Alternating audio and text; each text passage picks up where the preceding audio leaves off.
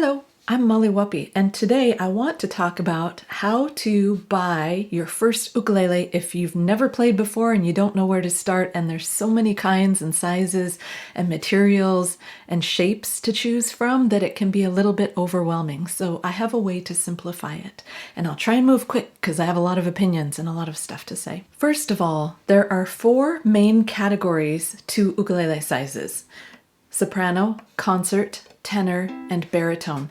This is a soprano ukulele. These are the smallest ones. They're also maybe the most common ones. If you've got large hands or not a lot of dexterity in your hands, that doesn't mean that you can't play a soprano. Smaller doesn't necessarily mean small hands. Especially when you look at traditional Hawaiian players, some of the biggest guys with the biggest hands are playing little tiny sopranos. These give the most traditional ukulele sound. Sopranos are also great for little kids to start on. Generally, there are guitar-shaped ones, and there are also pineapple-shaped ones, the ones that are round and they don't have this little belly here. Either kind is fine. Soprano size is also great if you're going to be carrying it around with you everywhere because they're very portable.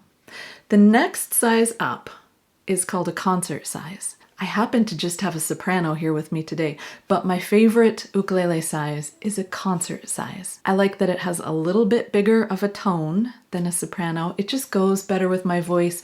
My hands feel more comfortable playing it. Concert for me is a great all-around choice. If you can't decide what size to get, I would recommend trying a concert size. If you like a deeper tone, or if you really just feel like your hands don't feel comfortable on little tiny fretboards, you can get a tenor size. That is the next size up: soprano, concert, tenor. The next size after that is a baritone. These are the biggest ukuleles that you can get. Now, there are some things to consider. If you're already a guitar player, you might consider getting a baritone because the baritone is tuned differently to the rest of the ukuleles. So the baritone is tuned to the top 4 strings of a guitar. So if you already know how to play guitar, you could basically switch over almost effortlessly. Effortlessly is a very hard word to say. How ironic. However, if you don't play guitar and you want to learn ukulele, all the chord shapes are the same for baritone except transposed. So basically all of those handy ukulele chord charts that you see on ukulele music, if you've got a baritone, it's not going to work for you because a baritone is tuned differently than soprano, concert, and tenor. So keep that in mind. Very important. So I mentioned before about the large hands feeling crowded on smaller ukuleles. I think the key is not necessarily to buy a larger ukulele, but to look for one with a wider neck. Some of them have little tiny necks, and they're great for kids and people with small hands. And then a wider neck gives your fingers some more room. Now let's talk about price and budget. Here's the thing about ukuleles.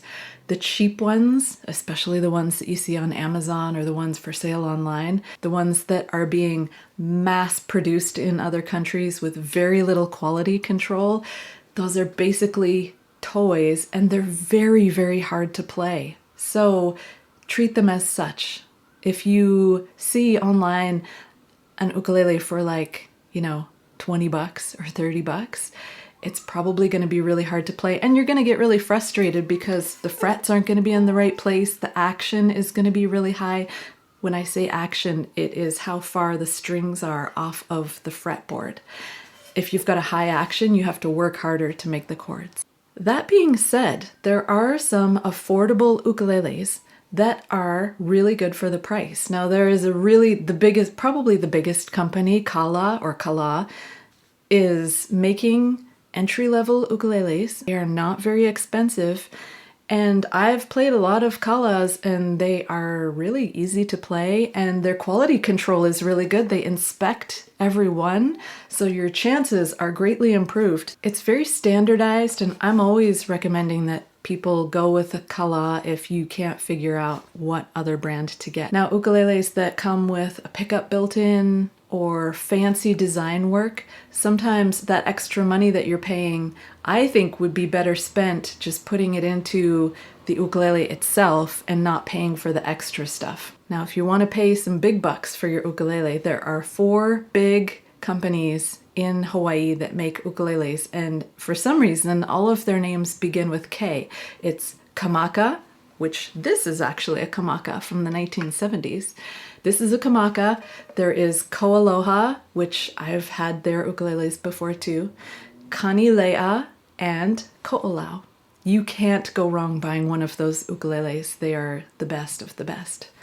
We should talk about materials too. Now, for instance, this one is valued at about $700, and it is made of koa wood. Now, I know for an entry-level ukulele, $700 is ridiculous because you probably only want to spend about $100 maybe on a beginner entry-level ukulele. However, there is nothing that beats the sound of wood ukulele.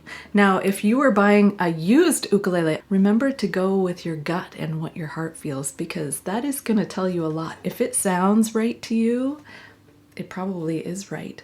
When you see an instrument like this and you're not sure how to check if it's working, look at how far off the fretboard the strings are. If they're really far, that means the action is really high, and it's going to make it harder for you to play. Do a little bit of a check. Look for cracks in the body, and also check around these seams here, because sometimes these seams, the glue will let go, and it is fixable, but you'd want to know that when you're purchasing it. You can give them a little squeeze and look for little cracks in the seams. Give it a shake and make sure nothing's rattling around inside, right? Turn the tuning pegs to make sure none of them are locked up. Now, to show you an example of a beginner, what I did was I went to my local library and I signed out one of their loaner ukuleles. Now this one, what even company is this? Beaver Creek, Ulina. This one is made of some sort of not wood material, which for me, I like the way that wood sounds when it resonates. But if you're buying for a kid, or if you're buying something that you want to be able to take to the beach or take hiking with you and you want something practically indestructible, think about one of these because they're pretty tough. You can see that this one has a much wider fretboard. It's thicker in the back and wider in the front too. They're both sopranos, they're both the same size. It's just that this one is made of koa wood and this one is made of, it might be plastic. I'm not sure what they would call this stuff. This one would be practically bulletproof. The best way that you can find a good ukulele for you is to hopefully, if you've got one in your area, go into a music shop, just learn to play a C chord before you go in there and play all the ukuleles that you can get your hands on, and you're going to feel and hear what sounds right to you.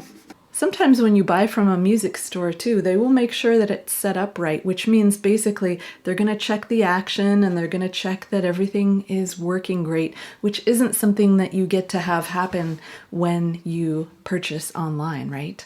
You have to do a lot more trusting. This ukulele, it can't be very expensive just by looking at it. It's really built tough. It's not bad at all, really. I have no problem with this. You could probably drop it in the bathtub and it would still probably be fine. I'm always going to go back to this one because it just feels right and sounds right to my ear. But I think that's the main message I'm trying to get across here, is that a lot of it has to do with your gut feeling when you're buying an ukulele. And if you have any comments or questions, or you're still feeling confused, or if you want to ask about a specific brand, if I know it, leave a comment and I will respond. I hope this has been helpful.